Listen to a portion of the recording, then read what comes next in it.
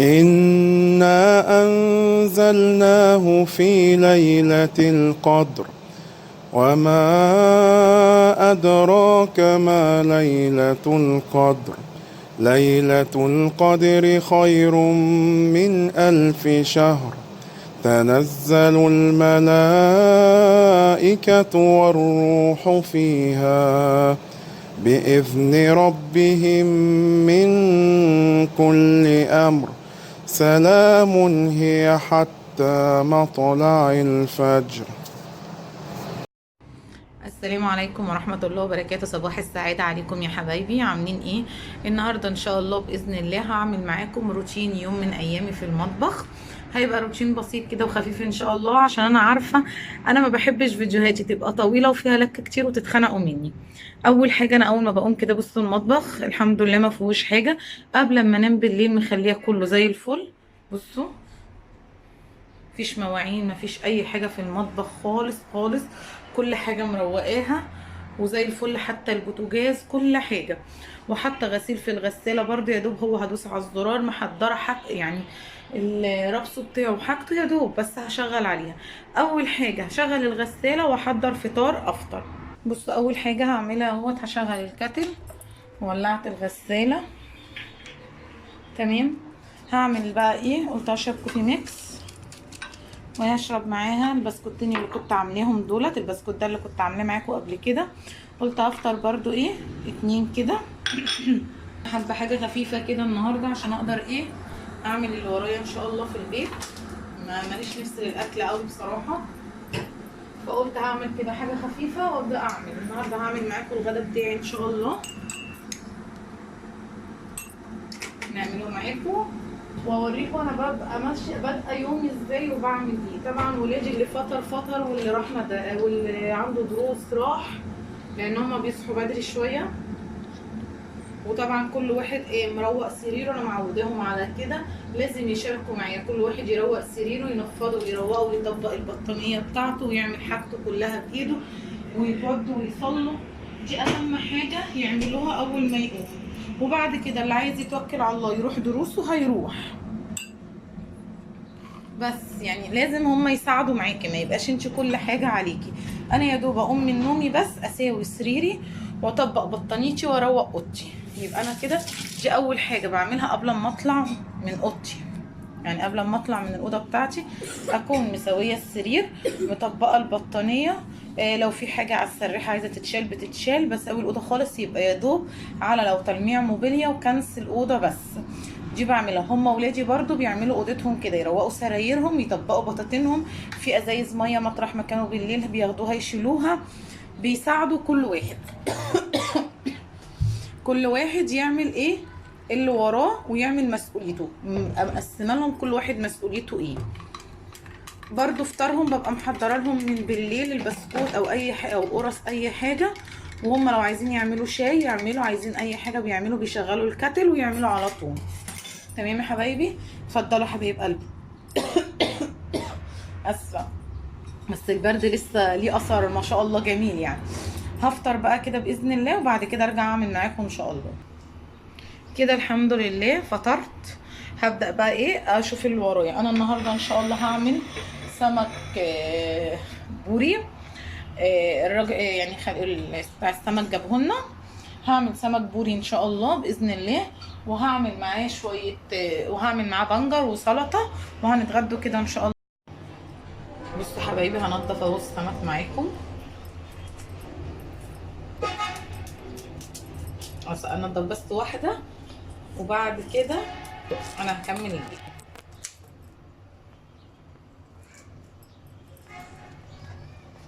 اول بقصقص الحاجات دي ببقى عامله مقص واحد للسمك. تمام اهوت.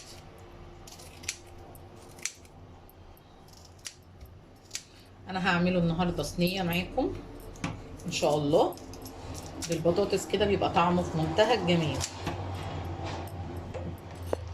بعد كده بقى اقوم جايه ايه، طبعا اللي عنده اللي هي القشاره اللي بتشيل القشر ديت تمام. اللي ما عندهوش اهي سكينه عاديه، وبصوا بكحت بيها بالراحه خالص. بتطلع كل ده. انا بنضف هنا وبعد كده بلم كله في الحوض في الباسكت والم. مش بعرف اعمله في الباسكت كده وانضف، بلاقي نفسي ببهدل. لا انا بعمله هنا كده كله، وبعد كده اقوم جايه منضفه ولميهم وماسكه الحوض دعكيه. بصوا اهو كله اهو طلع في سهوله جدا، مفيش اي حاجه. وبعد كده باجي من الحته دي كده وافتحه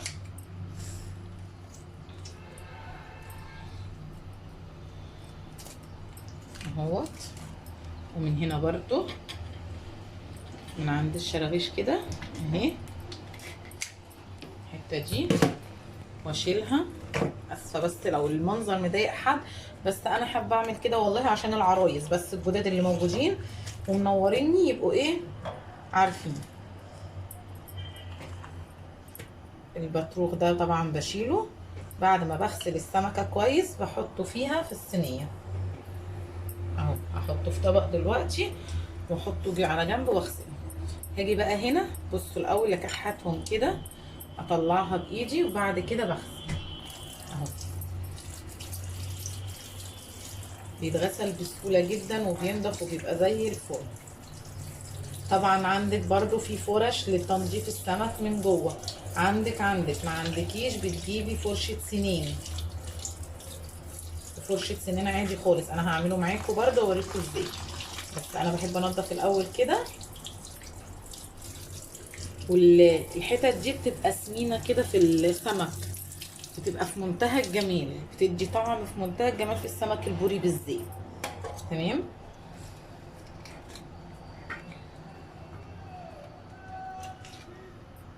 اهو يا حبايب قلبي. ننضف بس من جوه. طبعا انا بنضفه دلوقتي كده وبعد كده بسيبه في الملح برضو، وبعد كده بغسله تاني. يعني انا مش هي الغسله دي بس، انا بغسله كذا غسله. بصوا اهي الحتت دي تطلع كده، ولا بقى فرش ولا الكلام ده كله، اهي بايدك اهي. عايزه بقى تعملي فرشه سنان وتنضفي نضفي، عندك الفرشه التانيه نضفي، اللي عندك اعملي بيه. مش هنوقف نفسنا احنا على حاجه معينه يعني.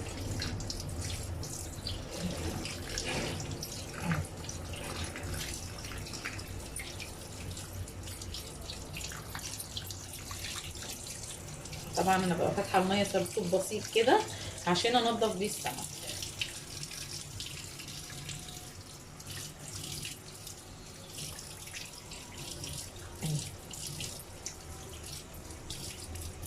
بصوا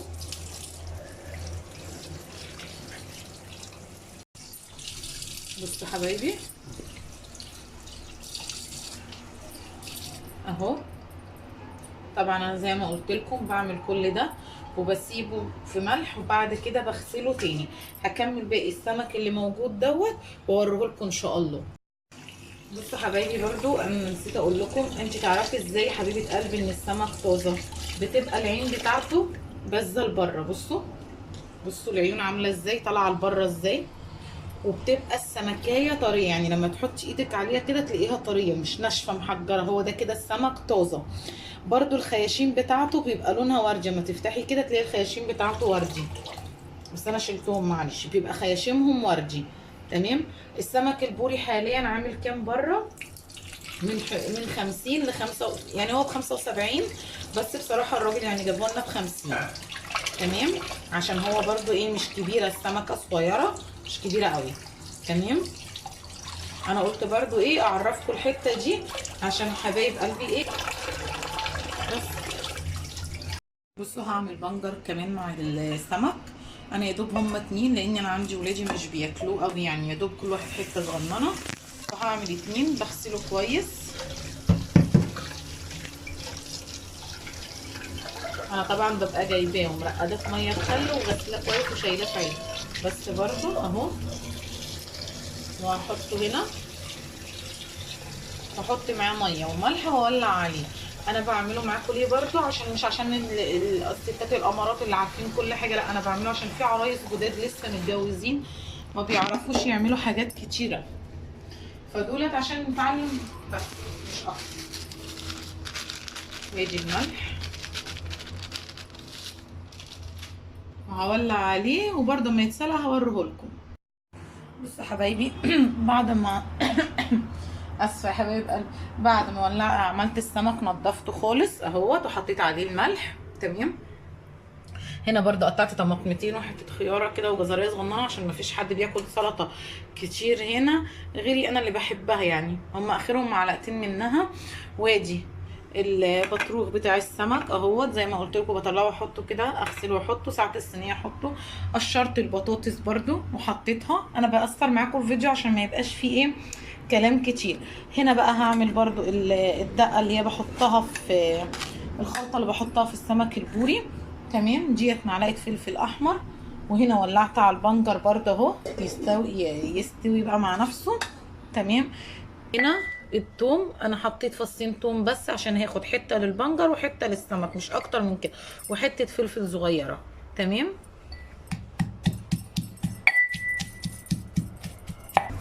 بصوا حبايبي اهي حطيت عليها رشه فلفل اسمر صغيره، وهاخد حته توم صغنونه كده. تمام. وشويه شطه صغيرين،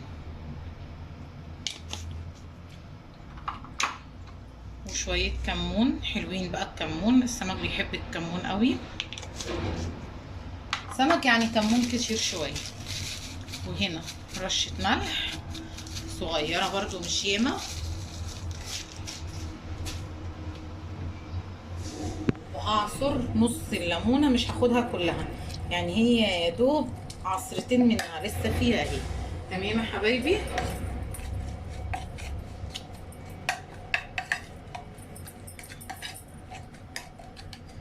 تمام اهيت. وهحط بقى نقطه زيت صغنونه، يعني بمعيار معلقه زيت اهي، معلقه اهي مش اكتر كمان من معلقه. بقى كده ساعه ما اجي اعمل السمك، انا سايباه دلوقتي لسه في الملح. اول ما اجي اعمله ان شاء الله في الصينيه هاخد من الخلطه دي، يبقى انا كده جهزتها وحطيتها على جنب. هعمل برده الحاجه بتاعه البنجر لغايه ما البنجر يستوي، على اساس ان هو يخلص هحطه على طول عليه. تمام يا حبايبي. ادي المعلقه، حته تومه صغيره عشان التوم ما يبانش في الاكل. شطه،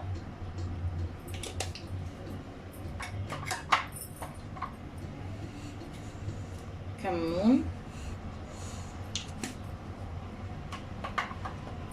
فلفل اسمر،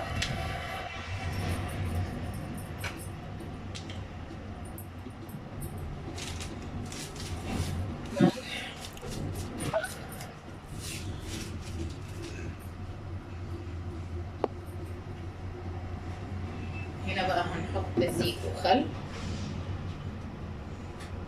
الزيت بيديله لمعه حلوه قوي للبنجر. وادي الخل، معلقه خل صغنونه خالص. دولت ساعه ما البنجر يستوي هقطعه واحطه عليه. تمام يا حبايبي. البنجر اهو خلص يا حبايبي اهو. كبيت الميه السخنه وهاخده بقى ده عشان اقشره واعمله. تمام.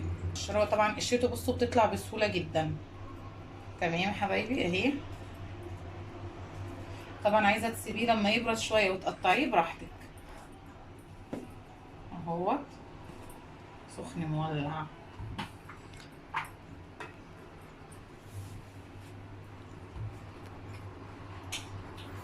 هنا الباسكت اهو اللي انا قلت لكم عليه ببقى حاطاه دايما اهو.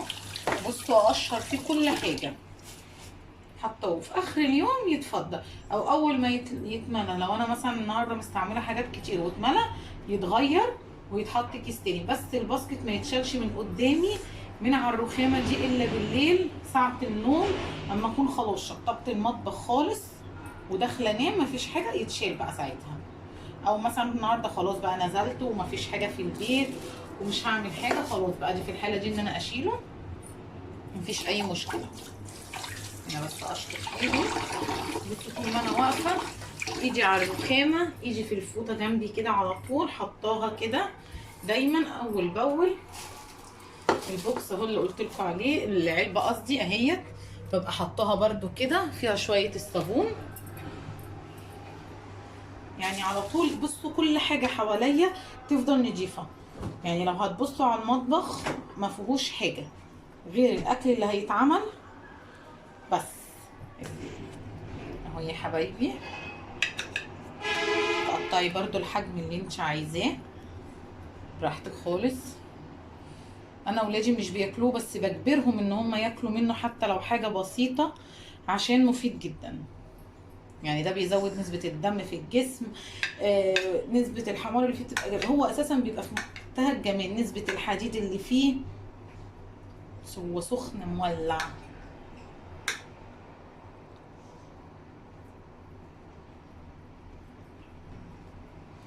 انا بحب انجز يومي لاني لسه في الاولاد، مش هفضل طول اليوم واقفه في المطبخ، في الاولاد الاكل الشرب الكلام ده كله، مذاكرتهم دروسهم اللي نازل واللي طالع، فلازم ابقى ايه نجزه يومي. بصوا اهي الخلطه بقى بتاعته، بصوا اهي هحطها واقلبه واسيبه كده.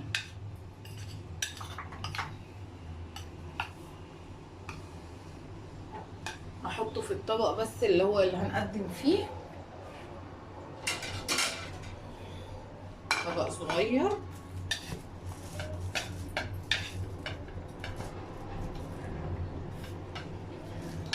اهوت ادي البنجر بعد ما عملته حطيته هو بقى كده خلاص ده على طبق التقديم.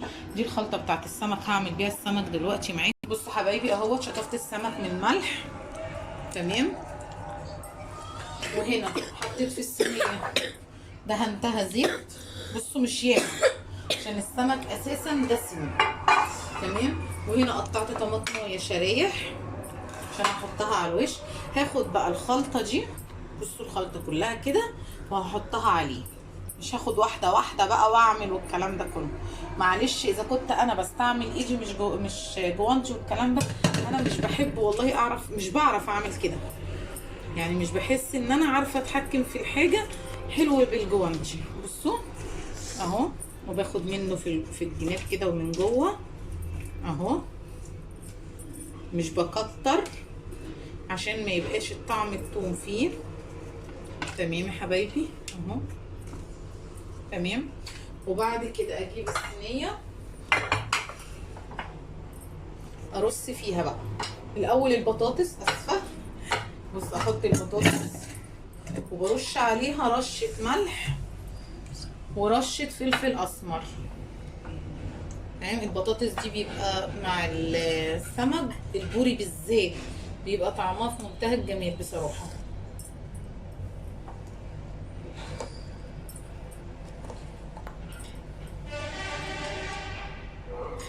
اهوت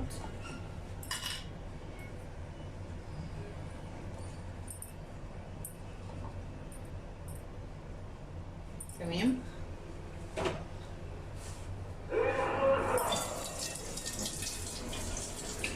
حبايبي بعد ما رشيت الملح والفلفل الاسمر باخد السمكه بقى كده واخد معاها كل سمكايه اخد معاها البطروخ بتاعها تمام.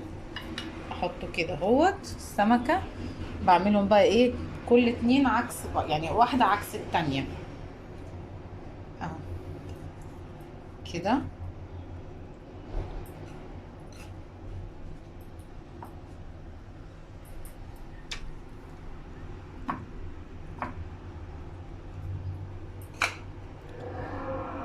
تمام اهو. طيب التوم دوت مش برميه، الخلطه دي مش برميها، بجيبها برده كده عليهم على الوش واحطها. تمام يا حبايبي. انزل بس ايدي وارص الطماطم على الوش.